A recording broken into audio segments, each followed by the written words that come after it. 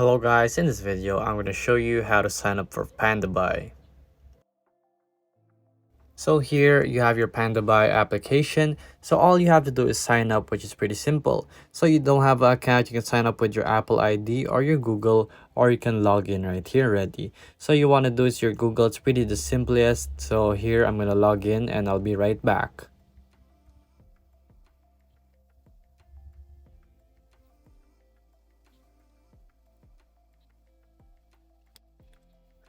So once you've logged in, it's just that simple. There won't be really any verifications for that much. It's just gonna tell you to sign in with your Google account, then that's it. That's it basically. There's nothing else to it anymore. So there you go. As you can see, I already have my account. And from there, I can start using Pandabuy and start buying items that I want from Taobao or 1688. So right here, I want to say I want to buy this. So let's buy now and add to cart. And there we go. It's just that simple to use Pandabuy.